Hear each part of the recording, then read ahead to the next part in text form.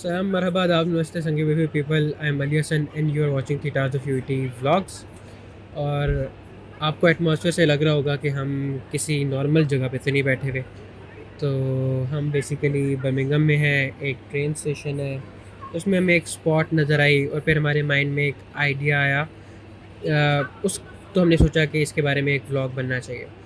Right now I'm with Azim, who is from UET Texla and who is a resident of UK and is doing his masters from Sheffield. The point is he knows the reality of being the student in UK. तो इससे हम discuss करेंगे कि how and when should you choose UK for higher education, and we will be targeting Indians, Pakistanis, Sri Lankans and specially Bangladeshi students जिनका dream यही होता है कि वो बाहर जाके पढ़ें या काम करें और वहाँ से कमा के वापस कुछ ना कुछ अपनी फैमिली के लिए भेज सकें। तो now the stage is yours I guess. अस्सलाम वालेकुम। Thank you so much. Ali भाई आज मुझसे मिलने आए हुए हैं बर्मिंघम। बाय चांस मैं भी आज बर्मिंघम का प्लान था मेरा, मेरी सिस्टर इधर होती हैं तो मैं उनसे मिलने आया हुआ था, तो ये पास ही रहते हैं यहीं से। तो प्लान बन गया आज मिलने का। तो डिस्कशन आज जो है वो बेसिकली इन्होंने बताया कि क्यों ना एक व्लॉग बनाया जाए बेस्ड ऑन द सिनेरियो के यूके की हार्श रियलिटीज़ क्या हैं और यूके और या किसी फॉरेन कंट्री की हार्श रियलिटीज़ क्या हैं। तो डिस्कशन ये है कि मैं भी आपकी तरह का एक स्टूडेंट हूँ, मैं यूईटी से पढ़ा। अली भाई मेरे सीनियर होते थे, मतलब मेरा फर्स्ट सेमेस्टर था जब इनका फाइनल ईयर चल रहा था, तब से लेकर अब तक बड़ा प्यार वाला रिश्ता। और यूईटी में तो सीनियर के साथ बड़ा प्यार का रिश्ता चलता है और मुझे बड़ा पसंद भी था वो शुरू से ही। तो वही प्यार रिश्ता जो है ना, आज हम लोग एक दूसरे के लिए एक फ़ॉरेन कंट्री में यूके में बैठकर ये अपने सिटी से और मैं अपने सिटी से ट्रैवल करके स्पेशली मिलने आए हैं। और at the end of the day हमें कुछ क्या गेन होगा, सिर्फ एक दूसरे का प्यार, एक रिस्पेक्ट गेन होगी। तो मैं हमेशा कहता हूँ कि यूटी में एक दूसरे को अपने सीनियर्स का ख्याल रखें, जूनियर्स का ख्याल रखें, रिस्पेक्ट दें एक दूसरे को। बहुत फेज़ होता है काम। तो इंशाल्लाह आपको फ्यूचर में भी जो है ना इसका रिज़ल्ट भी नज़र आएगा। अब कमिंग टुवर्ड्स द पॉइंट कि आज डिस्कशन हमारी यूके के लिहाज से या किसी फॉरेन कंट्री के लिहाज से है कि मेरा सिनेरियो थोड़ा सा डिफरेंट है। मैं शायद स्टूडेंट वीज़ा पे नहीं हूँ, लेकिन मैं मास्टर्स यहाँ पे कर रहा हूँ, मेरी फैमिली यहाँ होती है और मैंने लोगों को देखा है, यहाँ के एक्सपीरियंस किया है, उस लिहाज से मैं गाइड करूँगा आपको based on the real life experience. आज की डिस्कशन में बेसिकली 3 तरह के लोगों को डिस्कस किया जाएगा। फर्स्ट वो लोग जो एलीट क्लास है, जो जीकी में पढ़ रही है या नस्ट में भी जो एक अपर क्लास फैमिली पढ़ रही होती है या लम्स वगैरह में, उनके पास पैसा होता है। पहले हम उसको डिस्कस करेंगे। सेकंड हम डिस्कस करेंगे मिडिल क्लास लोगों को। मिडिल क्लास में भी एक मिडिल क्लास में अपर क्लास होती है, मिडिल अपर क्लास कह लें उसको, और एक हम जैसे लोग जो बैठे हुए हैं आपके सामने, जो हम जैसे कहते हैं कि मिडिल क्लास बेसिकली। तो हम तीनों क्लास को डिस्कस करेंगे कि किन के लिहाज से फ़ॉरेन कंट्रीज़ में मूव करना और किस टाइम मूव करना बेहतर है। पहले हम डिस्कस करते हैं वो लोग जो कि अपर क्लास से बिलोंग करते हैं। आपने अपनी डिग्री कंप्लीट की, आप प्लान कर रहे हैं बाहर मूव करना, अपना फ्यूचर सिक्योर करना चाहते हैं। पाकिस्तान में हम गवर्नमेंट की सिचुएशन देखें या कुछ भी देखें तो फ्यूचर नज़र नहीं आ रहा। सैड रियलिटी है। प्यार सबको होता है अपने मुल्क से, लेकिन रियलिटी इस तरह की बन गई हुई है कि यार फाइनेंशियली स्टेबल नहीं है लोग, मजबूरी है कल को अपनी फैमिली को सपोर्ट करना है। शॉर्टेस्ट टर्म के लिए बेशक आप आएँ यूके या किसी फॉरेन कंट्री में, जर्मनी, फ्रांस वगैरह, या आपका जो भी प्लान हो, लेकिन आप मूव कर रहे होते हैं कि यार मैं कुछ टाइम के लिए मैं बाहर चला जाऊँ, अपनी लाइफ सेट कर लूँ बेसिकली। तो अच्छा आइडिया है, आपको आना भी चाहिए। एजुकेशन सिस्टम भी यहाँ का अच्छा है, यहाँ आपको सीखने को भी बहुत कुछ मिलता है। फाइनेंशियली इकोनॉमी थोड़ी बेहतर है, आप अच्छा लाइफस्टाइल आपका इंप्रूव कर सकते हैं, अपनी फैमिली को सपोर्ट कर सकते हैं। मैं इसके बिल्कुल हक में हूँ कि मतलब अगर आप मूव कर सकते हैं तो आप करें मूव। ये स्पेशली उन लोगों के लिए जो कि जिनके लिए पैसा कोई प्रॉब्लम ही नहीं है, जिनके पास पैसा ही पैसा है भाई, ये उनके लिए बात हो रही है कि आप करें। हम किस तरह अप्लाई करना है, कैसे आना है, किसी यूनिवर्सिटी को चूज़ करना है, हम उस तरफ नहीं जा रहे। आपको बहुत सारे व्लॉग्स मिल जाएंगे। अली भाई ने शायद व्लॉग बनाए हुए हैं उस तरह के कि आपने किस तरह मूव करना है, यूके किस तरह आना है, या फ्रांस किस तरह जाना है, जर्मनी किस तरह जाना है, ऑस्ट्रेलिया कैसे जाना है। बहुत सारे पाथवे हैं, वो आपको व्लॉग्स में मिल जाएंगे। हमारी डिस्कशन ये हो रही है कि मतलब किन लोगों को यूके आना है, किन लोगों को नहीं आना, या किन लोगों को फॉरेन कंट्रीज़ के बारे में सोचना है और कैसे सोचना है। उनके लिए डेफिनेटली वो लोग आएँ, मास्टर्स करें, सेटलमेंट रूट पे जाएँ, ILR लें, पासपोर्ट लें, ब्रिटिश नेशनलिटी लें, जिस तरह भी करना है, इट्स वेरी गुड डिसीजन। अब हम बात करते हैं वो लोग जो कि मिडिल क्लास होते हैं लेकिन उनके पास पैसे होते हैं। पैसे इस तरह होते हैं कि मैं अगर कोई फाइनेंस के लिहाज से बात करता हूँ कि पहले हम एक काम करते हैं, पहले हम अपनी स्टोरी बताते हैं कि आपको रियलिटी एक बताता हूँ। मेरे एक दोस्त की स्टोरी है, और वो रियल स्टोरी है, वो लास्ट ईयर की स्टोरी है, और उसके लिहाज से आपको मैं गाइड करता हूँ कि यार उसकी स्टोरी में हुआ क्या। पाकिस्तान में UT से उसने इंजीनियरिंग की। इंजीनियरिंग करने के बाद हमारी डिस्कशन हुई, उसने कहा मैंने फॉरेन स्टडीज़ के लिए बाहर जाना है। उसने सीनियर से पूछा, सीनियर्स ने उसको गाइड किया। अच्छा, यहाँ पे कुछ लोग बैठे व्लॉग्स भी आप देखते हैं लोगों के, और काफ़ी लोग कहेंगे यार आ जाओ UK आ जाओ, जर्मनी आ जाओ, ऑस्ट्रेलिया आ जाओ। जिस तरह यहाँ पे ना पैसा ही पैसा है, और जो है ना हर चीज़ बहुत ईजी है। तो शायद ना धोखा भी दिया जाता है, मतलब कि ना आ जाओ बस आ जाओ, ठीक है। मैं रियलिटी बता रहा हूँ यहाँ की, मतलब हार्श रियलिटी है कि इतना भी मतलब कोई दुनिया से बाहर नहीं निकल जाते आप दुनिया ही है, नॉर्मल लोग हैं, इंसान हैं, जीते हैं, बसते हैं, यहाँ पे भी लोग बसते हैं, ठीक है।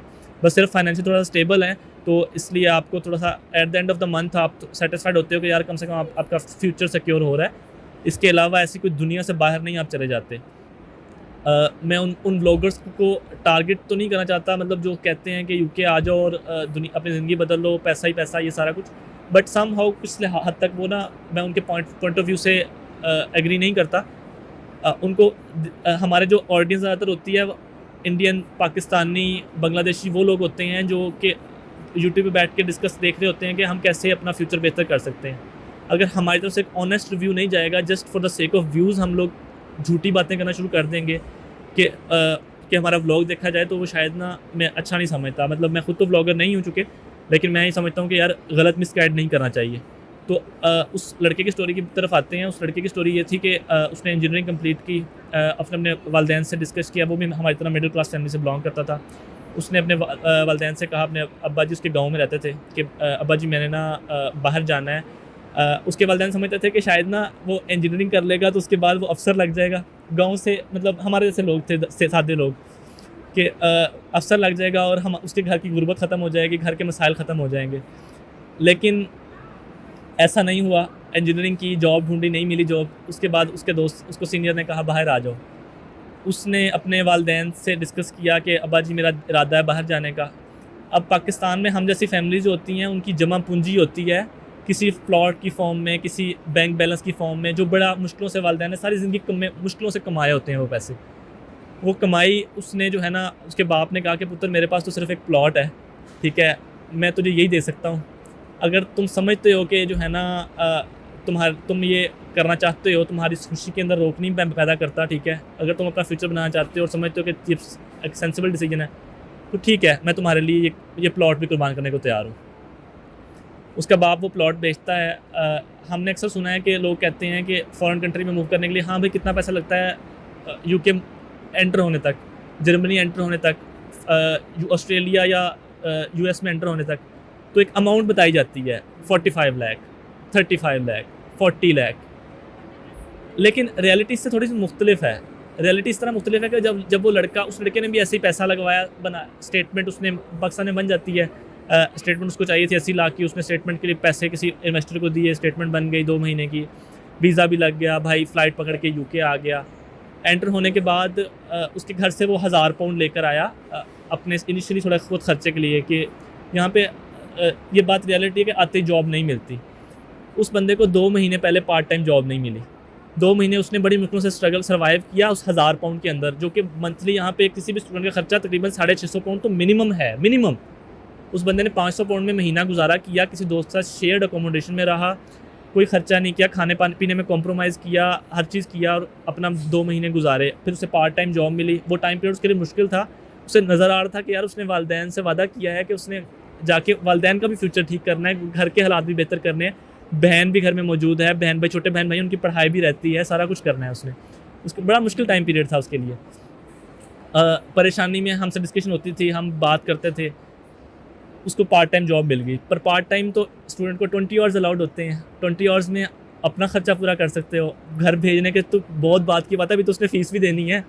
रियलिटी ये है कि आपने जब यूके या किसी भी फॉरेन कंट्री में आना है तो आपके माइंड में होता है कि आपने जितना पैसा लगा के यूके उस कंट्री में एंटर तो हो गए हैं, पर 3-4 महीने बाद जो आपने बाकी तकरीबन 30-35 लाख रुपया फ़ीस देनी है, वो आपको कोई नहीं बताता कि यार तुमने वो 3 महीने बाद 30-35 लाख भी देना है।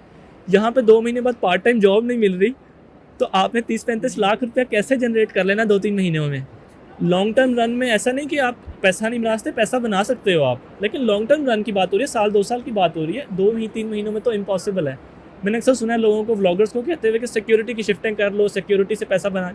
यार सब ठीक है, जॉब पार्ट टाइम मिल जाती है, सिक्योरिटी की शिफ्टिंग कर लो, सब कुछ कर लो कैश पे। एक तो वो इलीगल काम की दावत कर दे रहे होते हैं ब्लॉगर्स हमारे भाई कि कैश पे काम करो, शिफ्टें उठाओ, कर लो, शिफ्टिंग करके देख लो मेरी जान। 3 से 4 महीने में कोई मुझे एक लड़का दिखा दो यार जो कहे मैंने फ़ीस अपनी खुद पूरी की है। आपको ये लोग बहुत सुनने को मिलेगा कि हाँ भाई फ़ीस पूरी हो जाती है, लेकिन अगर आप उस लड़के से पूछो ना कि तुमने कैसे फ़ीस दी थी, वो तो एट द एंड तुम्हें कहेगा हाँ मेरे तो यार मामू होते थे यहाँ, मेरे तो चाचू होते थे, या मेरा रिश्ता हुआ था, या मेरा भाई था, या मेरी खाला या मेरे अम्मी अबू थे, उन्होंने फ़ीस दी थी मुझे, तो मेरा तो हो गया था। लेकिन वैसे फ़ीस पूरी हो जाती है। तो ये एक झूठ और सैड रियलिटी है। ऐसा कुछ नहीं होता अनलेस आपके पास भी मामू और चाचू ऐसे हैं, जो कि मेरे पास तो नहीं है। लेकिन अगेन मेरा सिनेरियो थोड़ा डिफरेंट है। मेरे अम्मी अबू बहन भाई सारे इधर होते हैं, तो यूके होते हैं। तो मेरे से कोई अपनी स्टोरी मैच नहीं कर सकता उस लिहाज से।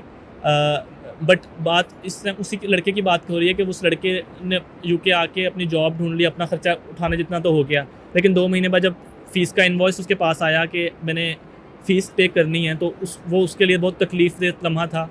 पैसे उसके पास, उसने जेब में देखा तो उसके पास सिर्फ 300 पाउंड पड़ा हुआ था और फ़ीस थी उसकी पेंडिंग 6000 पाउंड। अब वो एक तकलीफ़देह लम्हा था। उसने हमें फ़ोन किया, दोस्तों को कॉल की, रो रहा था बेसिकली वो कि यार मैं क्या करूं, मतलब मेरे तो बाप ने अपनी सारी जमा पूंजी लगा के मुझे भेजा है, मेरे पास तो कुछ पल्ले भी नहीं है जो मैं किसी को दे सकूं, फ़ीस यूनिवर्सिटी को दे सकूं।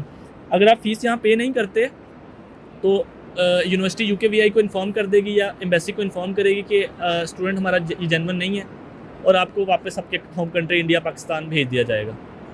तो बड़ा मुश्किल लम्हा होता है। उसने रोते हुए परेशान, कुछ उसने हमसे फ्रेंड से हेल्प ली, हमने कुछ की, उसके बाद रोते हुए उसने अपने वालिद को फ़ोन किया। पर बाप होता है, बाप से उससे उसका रोना बर्दाश्त नहीं हुआ या परेशानी बर्दाश्त नहीं हुई। उस बाप ने उसको जो है कहा बेटा तू फिक्र ना कर, मैं देखता हूँ।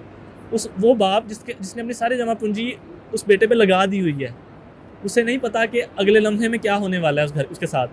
लेकिन उस बेटे की आँख के आंसू देख के उसने कहा तू परेशान ना हो, मैं करता हूँ कुछ।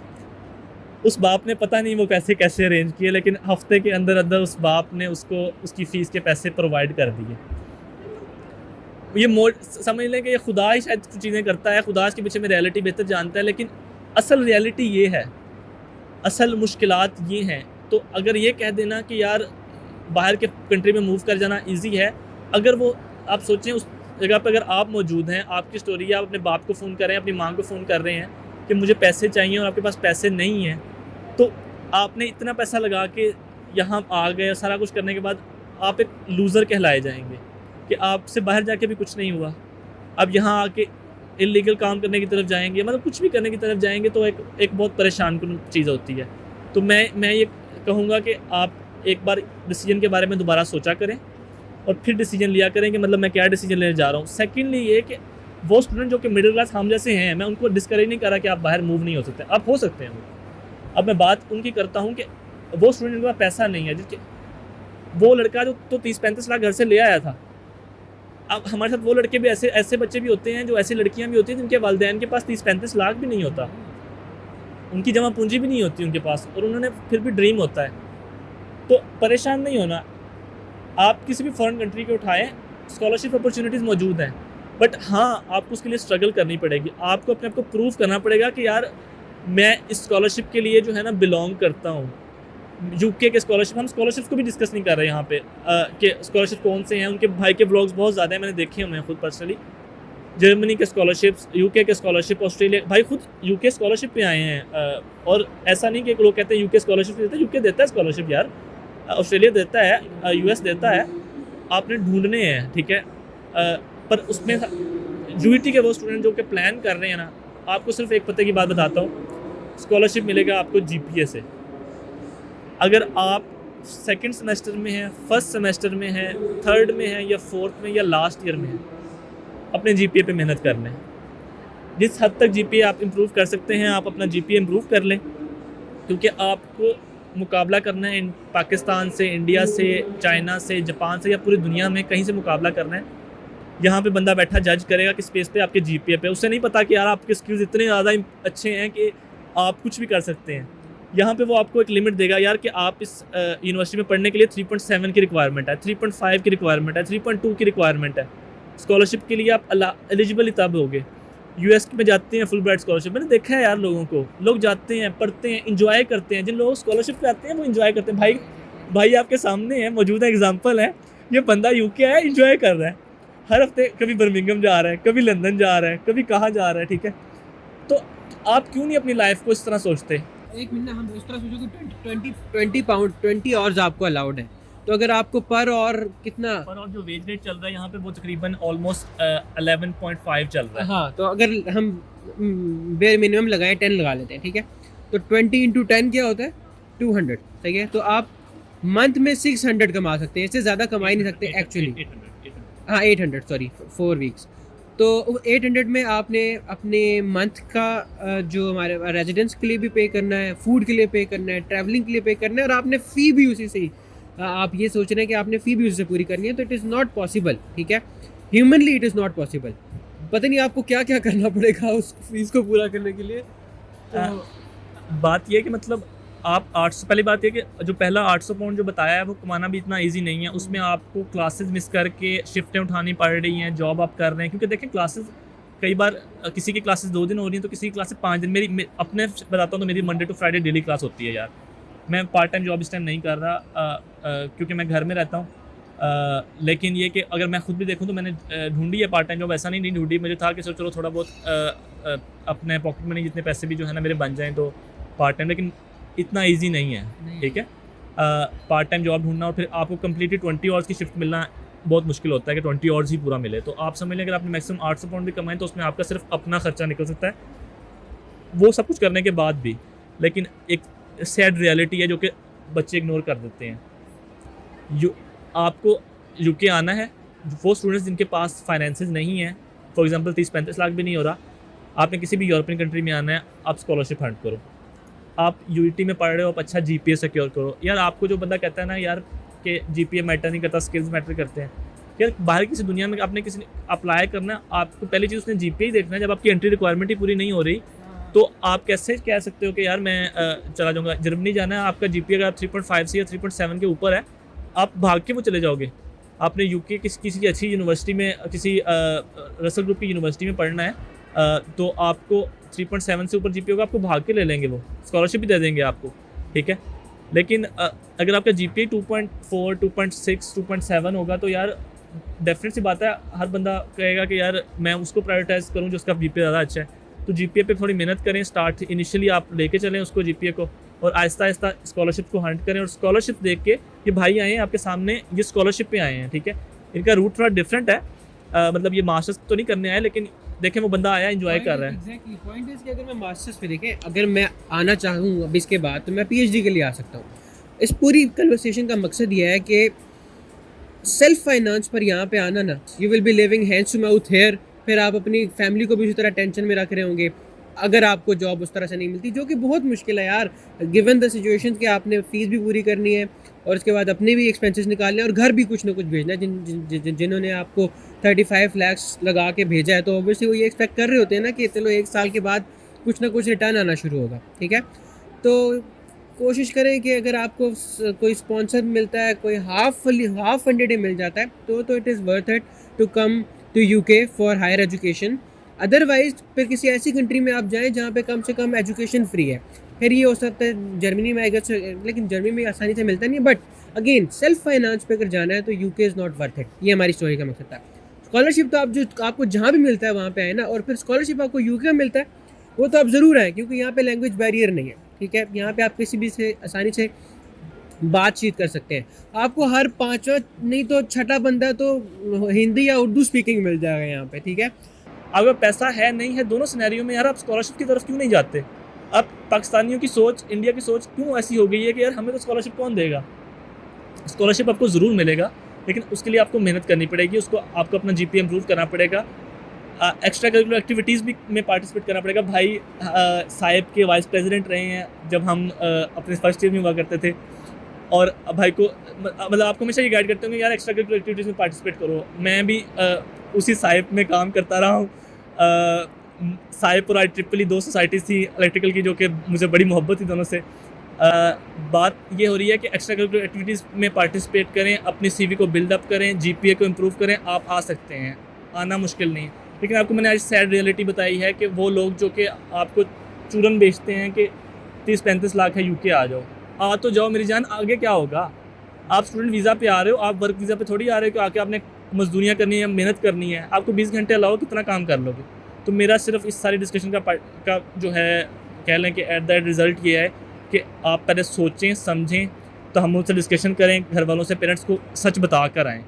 बट फ़ीस पूरी नहीं होती, सिक्योरिटी की जॉब सब कुछ करने के बावजूद एट द एंड फ़ीस पूरी नहीं होती। लॉन्ग टर्म में साल बाद आप किसी से कर्ज़ा पकड़ा हो और आप अदा ज़रूर कर सकते हो, इस तरह फ़ीसें ज़रूर पूरी होती हैं कि किसी से कर्ज़ा लिया था उसको साल बाद अदा कर दिया, लेकिन इनिशियली 4-5 महीने 6 महीने में फ़ीस पूरी नहीं होती। तो दैट्स जो है, मैं आपको यही आज रियलिटी थी जो मैं आपसे शेयर करना चाहता था। This was the whole point of this conversation कि जो भी फैसला आपने करना है वो सोच समझ के करें, ठीक है, और specially with the self finance thing. और बाकी इससे रिलेटेड कोई भी क्वेश्चंस हैं आपके, तो आप कमेंट्स में कमेंट कर सकते हैं। We will try to answer there as well. मैं इसे भी कहूँगा कि ये भी जाके ना मेरे यूट्यूब चैनल पे जाके अपने यूट्यूब चैनल से कमेंट का रिप्लाई करें। दोगे इसका कोई चैनल? मेरा वैसे यूट्यूब चैनल नहीं है भाई, मैं बता दूं, कंफर्म कर दूं भाई, ये मुझे बाद में क्वेश्चन ना मिले भाई, अपना यूट्यूब चैनल ही बता दे। चलिए मैं इनसे पूछ के आपको बता दूंगा, बट तो अब तो मेरा अपना भी एक्सपीरियंस है यहाँ का, ठीक है। बाकी थैंक यू सो मच।